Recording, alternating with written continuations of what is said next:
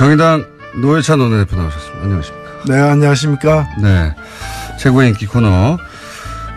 그런데 원내대표님을 옆에 두고 저희가 다른 분과 전화 연결 잠깐 해야 되겠어요. 네. 아, 괜찮습니다. 누구인가요? 코너인 코너. 예. 같은 당이어서 예. 별도로 뽑지 않고 코너인 코너로 만들었습니다. 어제 페이스북에 갑자기 글을 하나 올리셨어요. 예. UAE 관련해가지고 새로운 사실을 깨달았다고. 그래서 저희가 긴급히 전화 연결을 합니다. UAE 관련해서 홈런을 날리셨던 분이죠. 정의당 김종대 의원 전화 연결되어 있습니다. 안녕하십니까?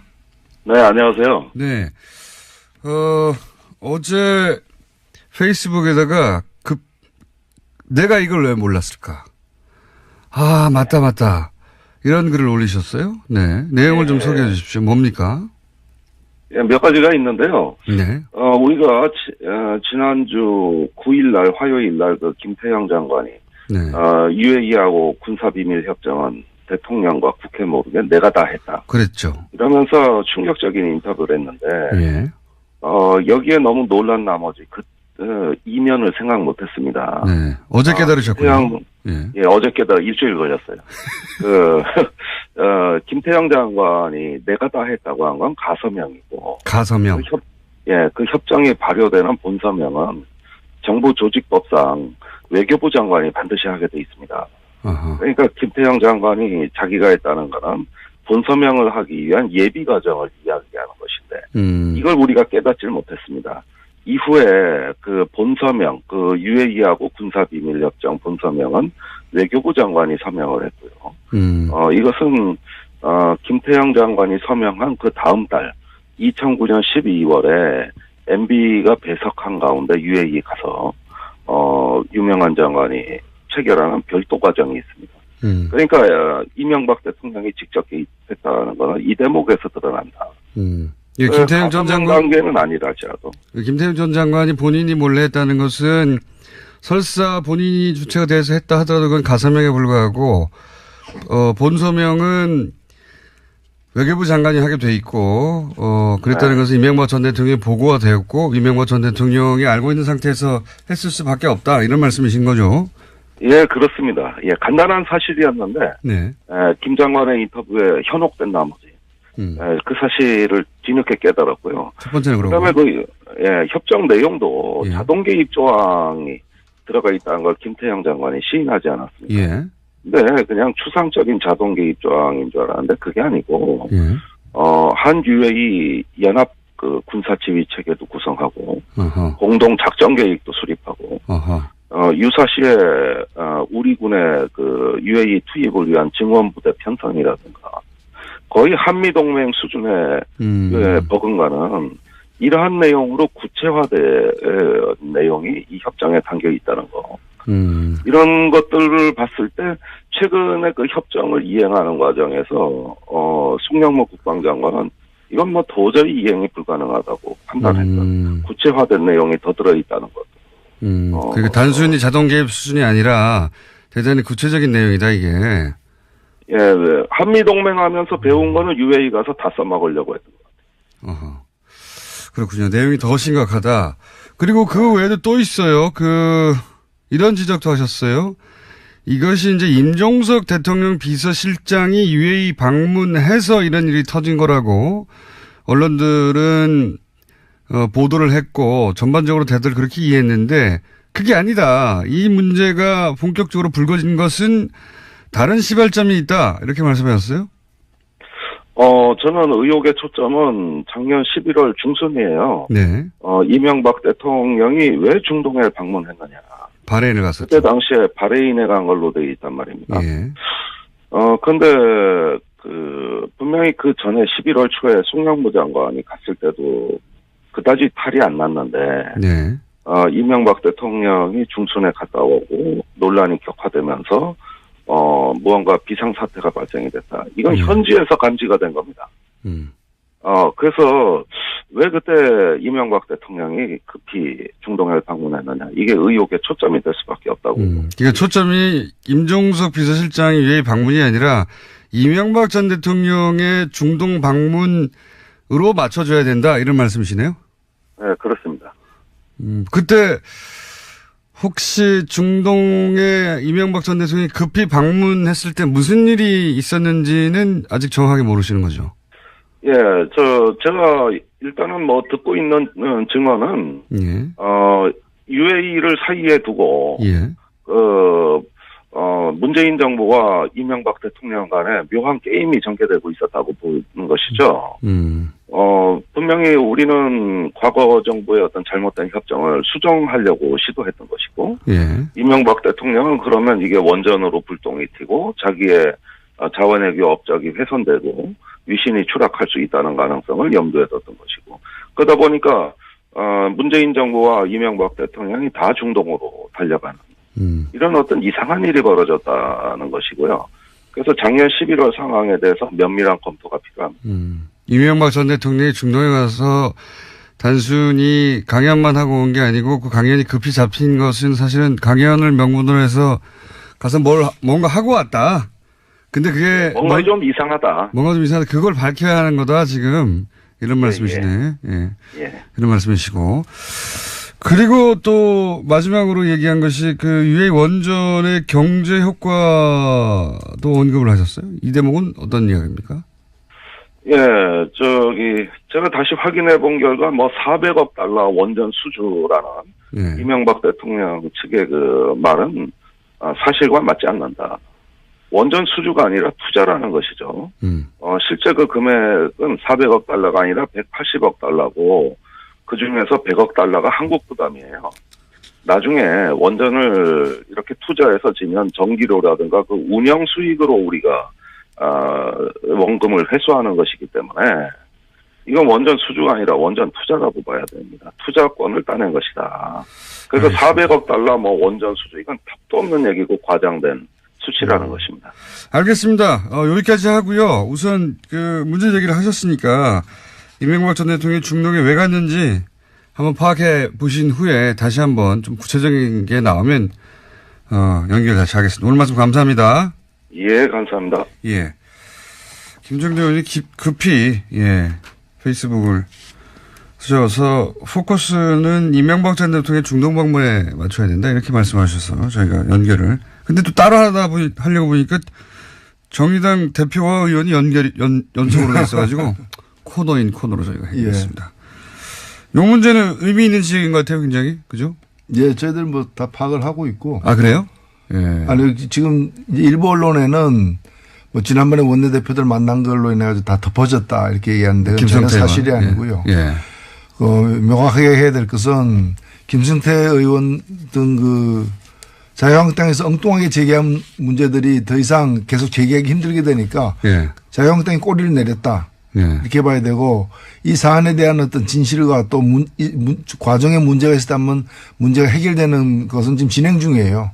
현재는 ING다 이것은. 진행 중이기 때문에 좀 지켜보면서 대응할 생각입니다. 청와대 교수는 이 정도에서 예를 들어 UAE라고 하는 상대국이 있으니까 무마했으면 하는지 모르겠지만 정의당 입장에서는 그 과정에서 문제가 있다면 밝혀져야 한다. 예. 이제까지 공직자들 중에서 제일 실체적 진실에 가깝게 솔직하게 그리고 단호하게 얘기한 사람은 문재인 대통령이에요. 지난 신년 기자회견 때 문제가 있었다는 것과 그리고 저쪽에서 상대국에서 그 공개하지 않기를 원한다는 것과 그걸 존중해야 되니까. 그리고 또 하나는 뭔가 그럼에도 불구하고 잘못된 문제는 수정 보완하겠다라고 얘기를 했고 미래에는 밝혀질 것이라고 얘기를 했습니다. 언젠가는 밝혀질. 그래서 수정 보완이 진행 중인 걸로 저희들은 알고 있고 예의주시하고 있다. 이명박 전 대통령은 왜 갔다고 보십니까? 그것도 저는 곧 드러나리라고 봅니다. 뭔가 좀 아시는 게 있는 표정이신데. 결국엔 천하의 비밀은 없다. 다수와 관련해서도 그렇듯이 다 드러나게 돼 있습니다.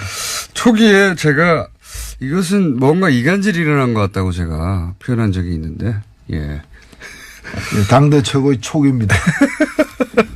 그러지 않고선 이런 일이 벌어질 수 없다. 이명박 전 대통령이 중동에 간 것은 강연이 아니라 가서 뭔가 이간질을 한 것 같다. 이렇게 표현한 적이 있는데 내용이 좀 나올 건가 봅니다. 정의당에 의해서. 자, 기대해 보고요. 어제 그 판사 블랙리스트가 나왔어요. 게다가 양승태 대법원장을 비판하는 사람의 어떤 출마, 선거를 어떻게 대응할 것인가 하는 문건도 나오고 선거 개입이죠. 그러니까 이명박 박근혜 정부 시절에 있었던 블랙리스트와 선거 개입을 고스란히 닮은 일이 사법부 내에서 일어났어요. 예, 이게 서울중앙지법의 단독판사회의라는 이 기구가 있고요. 예. 단독 판사들의 회의체입니다. 예. 이게 의장을 선거를 하게 돼 있는데 그동안은 쭉 이제 단독 후보가 나와서 그냥 선출이 됐어요. 예. 근데 2014년부터는 경선을 하기 시작했는데 2016년 경선 때 이 사고가 터진 겁니다. 예. 이때 어떤 분이 유력한 후보로 이렇게 경선에 출마를 했는데 결국 이분이 나중에 당선은 됐습니다. 예. 당선은 됐는데 굉장히 지지를 많이 받는 후보였는데 문제는 지금 이제 드러난 이 비밀 문건에 네. 이 선거 때 이 유력한 후보를 갖다가 꺾기 위해 가지고 법원 행정처에서 법원 행정처장 등 법원 행정차장 등 고위 관계자들이 대항마를 세워서 그러니까 이제 자기 측 후보를 법원 행정처 측 후보를 갖다가 내세워가지고 꺾으려고 했던 모의를 했던 문건이 드러난 거예요. 그게 왜 안 없애고 거기 남겨놨을까? 그러니까 이게 자기들은 지웠는데 이제 이걸 다시 읽어낸 거죠. 포렌식으로 찾아낸 거군요. 포렌식으로 해서 읽어낸 건데 이게 이때 문제가 됐던 건 왜 그러면 이 사람을 꺾으려고 했는가? 바로 이 사람이 박상옥 대법관 후보 인사청문회 무렵에 저 대법관은 1987년 박종철 사건 때 그 고문치사를 갖다가 은폐했던 그 장본인인데 은폐하고 왜곡했던 그 검사 시절에 장본인인데 저런 사람이 대한민국의 대법관이 됐으면 되느냐라는 의견을 현직 판사로서 소신 있게 올려서 주목받았던 사람이에요. 이 사람을 안 되게 만들려고 했던 거예요. 그러니까 이게 꼭 이런 겁니다. 노조위원장 선거를 하는데 위원장 후보가 깐깐하니까 회사 측 후보를 내세워가지고 꺾으려고 했던 부당노동 행위죠. 이게 사실은 헌법의 법관의 독립이라는 게 외부 권력으로부터의 독립도 있지만 사법부 내부에서의 독립도 중요한데 헌법을 갖다 위배한 부분이 있고 또 이것은 이 법률적으로도 보면은 이거야말로 직권남용인 거죠. 그렇죠. 대법원장, 그 법원 행정처라는 게 이제 대법원장의 오른팔들이 있는 자리니까요. 대법원장을 비판했기 때문에 그리고 또 현직 대법원장이 보기에 정치적 성향이 자기가 안 맞기 때문에 못 되게 만들려고 하는 거 아닙니까? 안 되게 만들려고. 그리고 그걸 그렇죠. 실제로 실행에 옮긴 거죠. 후보를 세웠으니까. 그 근거가 드러난 겁니다. 게다가 블랙리스트도 만들고. 이거는 당시 이명박 박근혜 정부가 했던 일을 사법부 내에서 거의 본질적으로 똑같은 일을 한 거예요. 똑같은. 그래서 이것은 이대로 덮고 넘어갈 수 없는 문제다. 맞습니다. 이건 수사 대상이 돼야 된다고 봅니다. 그러면 이게 사상 최초로 전직 대법원장이 그죠? 대법원장이 지금 포토라인에 쓰는 거 아니야? 이런 얘기까지 나오고 있어요. 어떻게 보십니까? 조심조심. 참 유구무원입니다. 입이 있어도 말하기가 두려운 할 말을 잃게 만드는 참담한 상황입니다. 그러니까 그런 상황을 전혀 이럴 땐 이런 표현을 쓰죠. 전혀 배제할 수 없다. 이게 상상하기 힘든 일인데. 근데 보통 이런 얘기는 이제 추정과 또는 주장과 이런 게 난무하는 수준에서 시끄럽다가 끝나야 되는데 이번에는 문건들이 나와버려서요.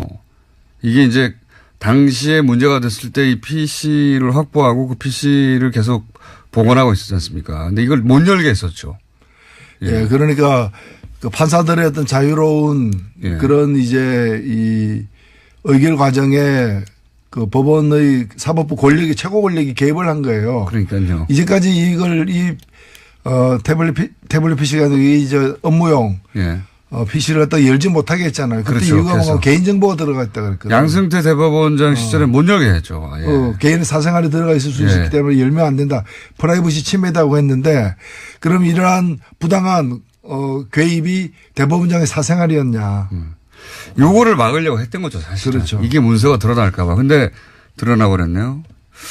이거는 정치권이 정치권이 뭐 국정원이나 혹은 뭐 공무원사에 개입한 거는 차원이 다른 거라 그런 거를 그런 불법 행위를 판단하고 또 죄를 묻고 하는 사법부가 스스로 이런 일을 했기 때문에 훨씬 더 충격이 큰 거죠. 판사 사회 내부에서 그냥 넘어갈 수 있겠는가. 법의 최후의 보루인데 거기서 이렇게 했으니까요. 이거 그냥 넘어갈 수 없을 것 같은데요. 그렇습니다. 네. 보건소가 전염병에 감염된 거죠. 보건소가 전염병에 감염된 그럴 때는 보건소 가면 안 됩니다. 보건소가 전염병 감염된 게 아니라 보건소에서 전염병을 막 만들어내고 있었던 겁니다. 네. 그냥. 그러니까 보건소가 움직이면 그게 퍼지게 되는 거죠. 네, 그런 상황입니다.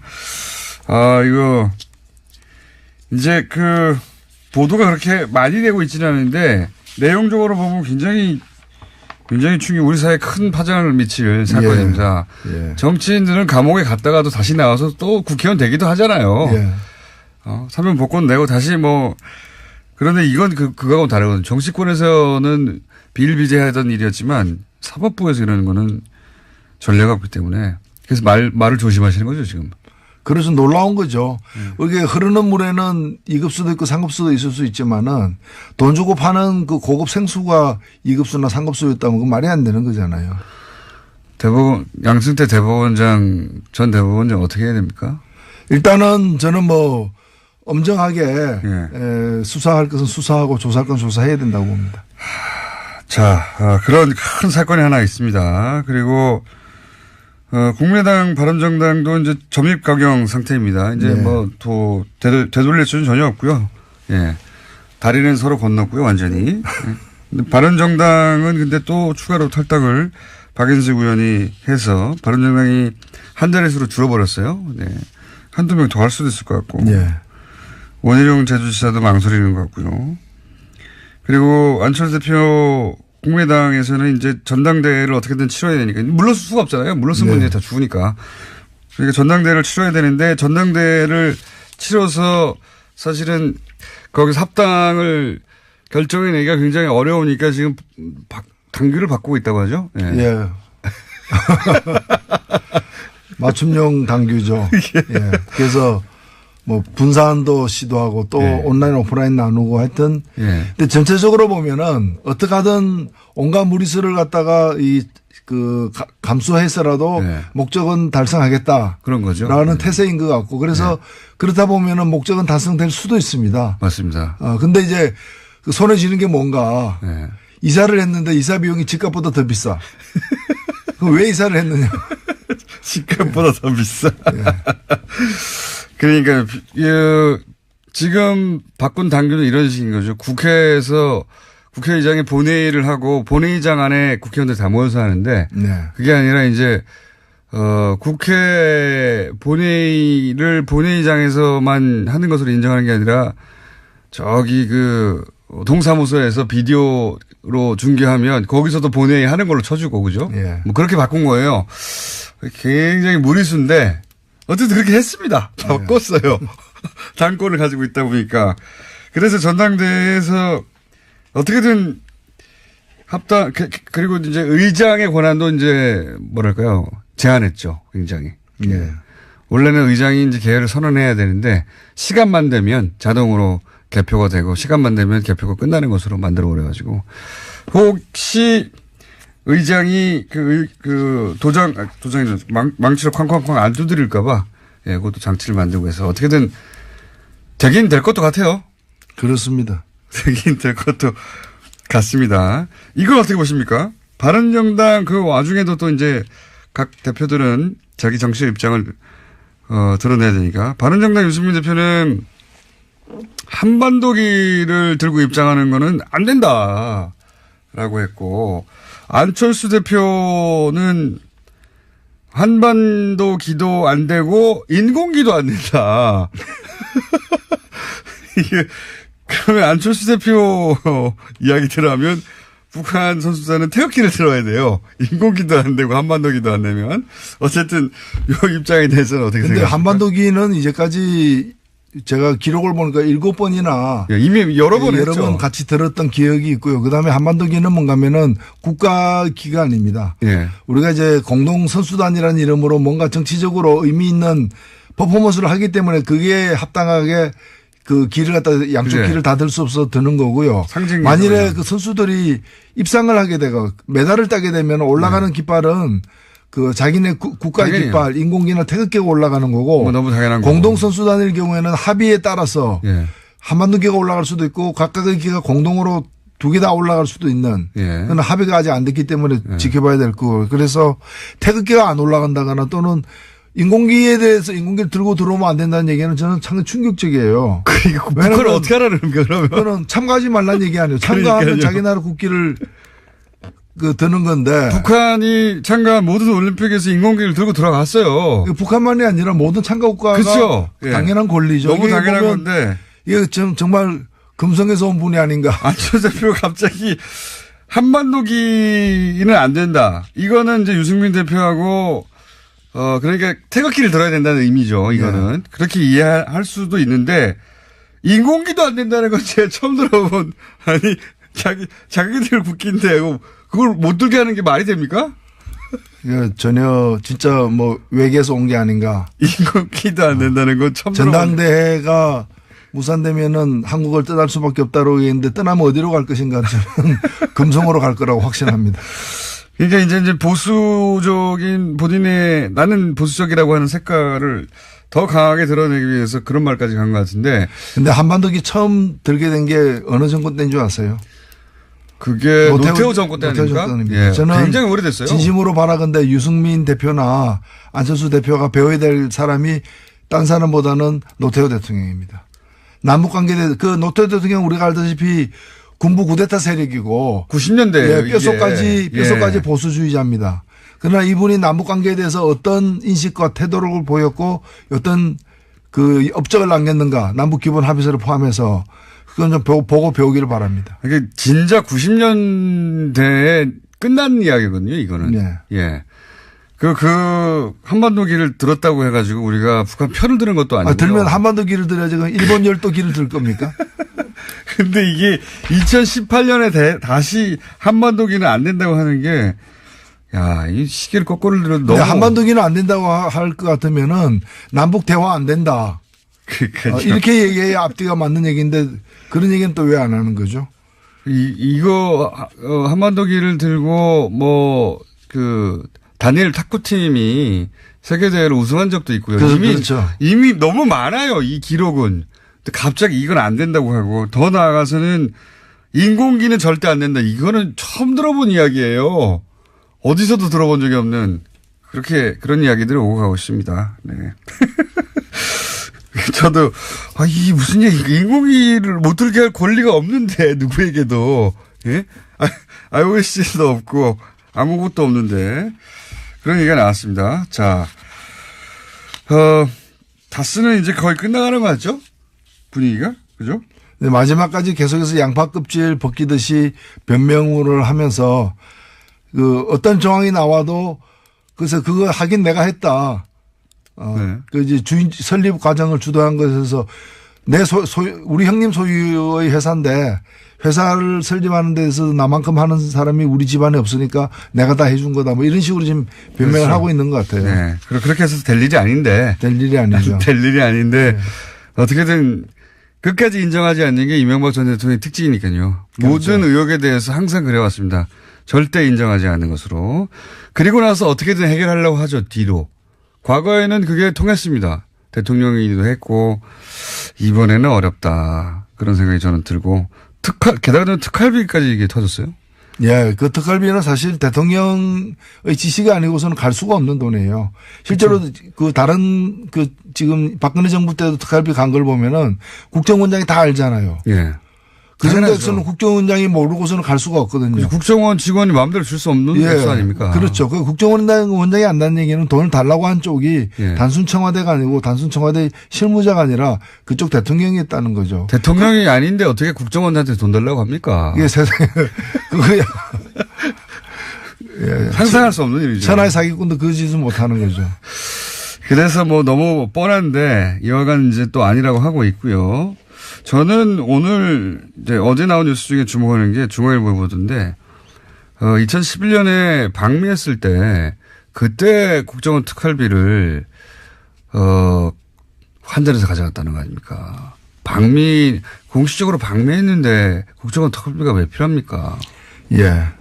그래서 지금 사실은 그 국정원 특활비가 그 법원 등 영장 등에 의해서 심사 과정에서 인정된 거는 4억 플러스 알파입니다. 예.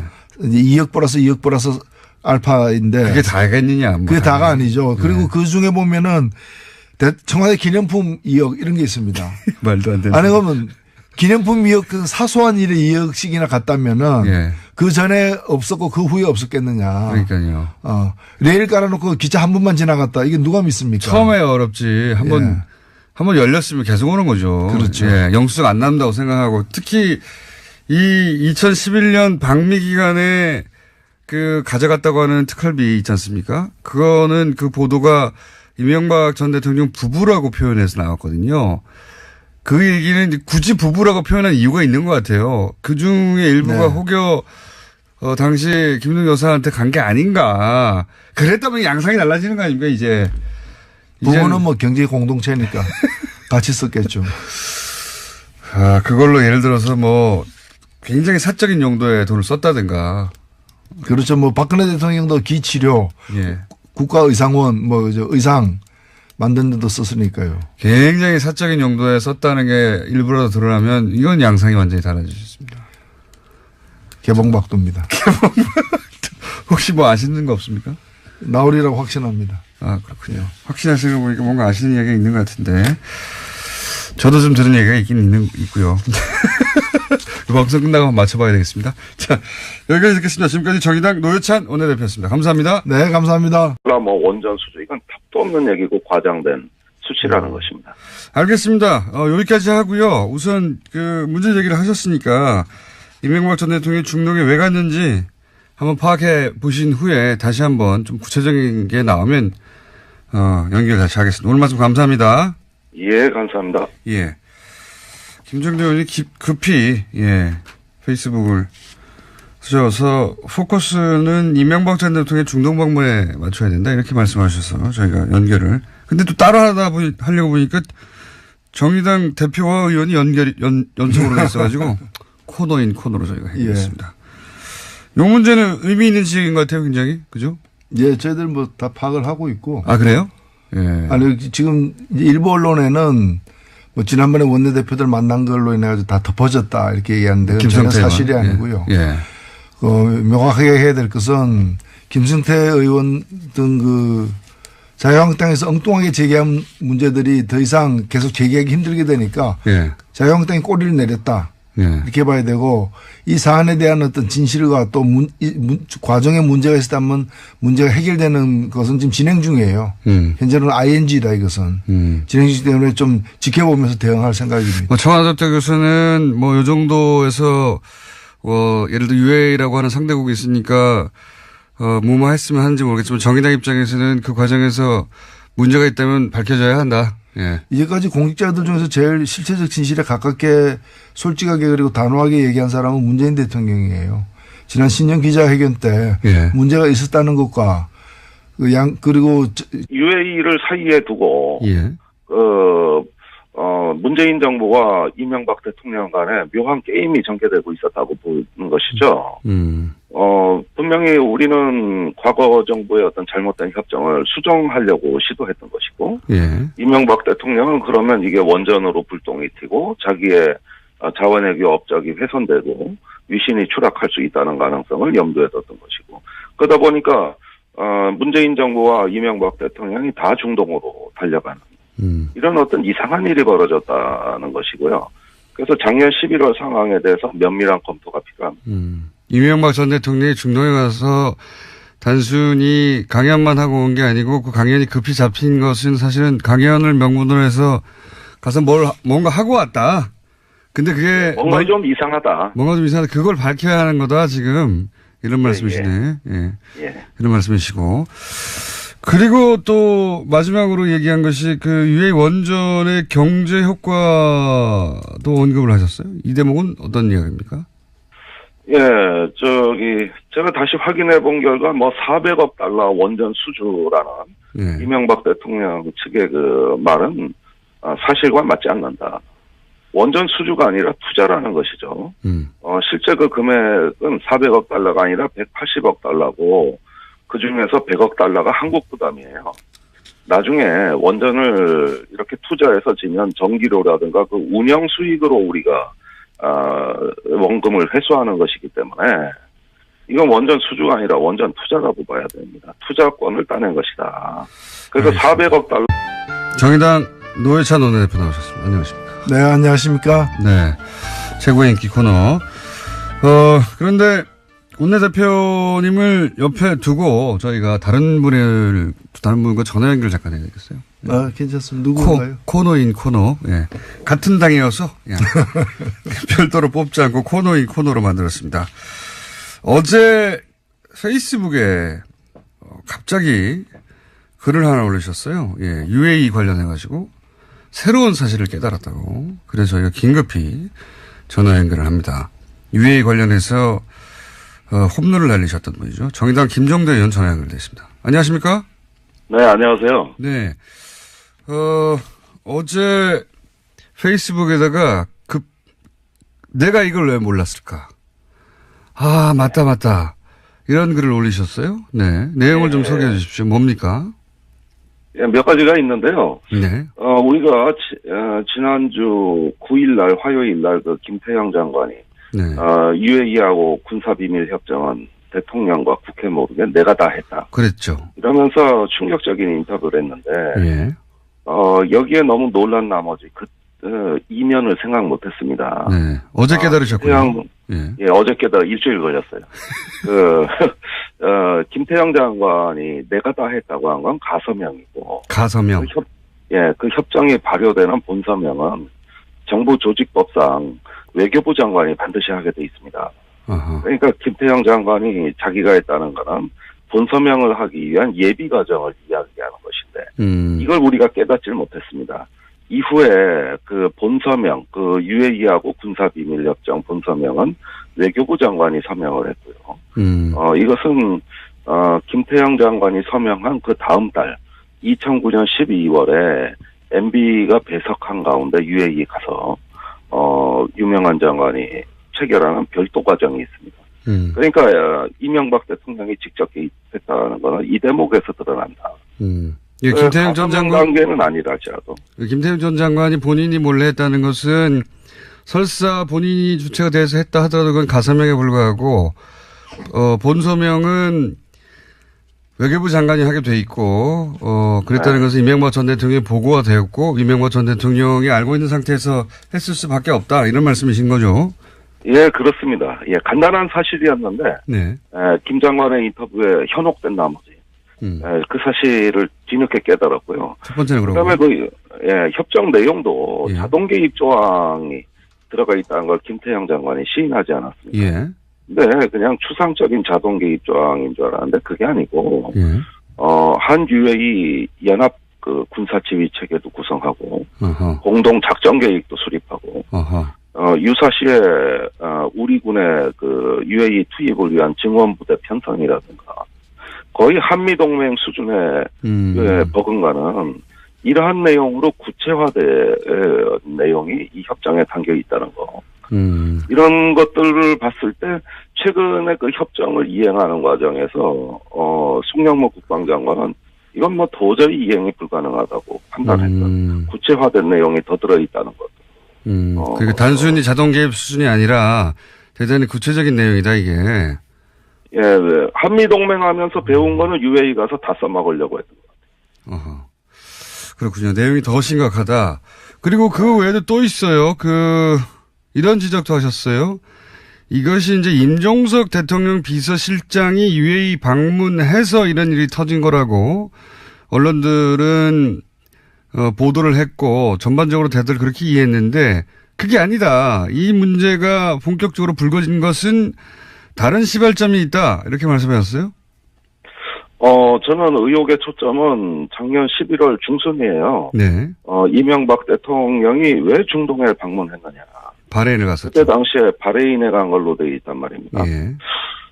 근데, 분명히 그 전에 11월 초에 송영무 장관이 갔을 때도 그다지 탈이 안 났는데, 네. 이명박 대통령이 중순에 갔다 오고 논란이 격화되면서, 무언가 비상사태가 발생이 됐다. 이건 현지에서 감지가 된 겁니다.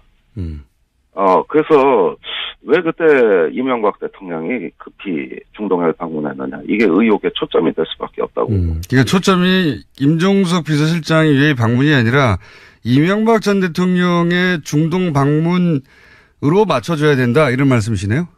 네, 그렇습니다. 그때 혹시 중동에 이명박 전 대통령이 급히 방문했을 때 무슨 일이 있었는지는 아직 정확하게 모르시는 거죠? 예, 제가 일단은 듣고 있는 증언은, 예.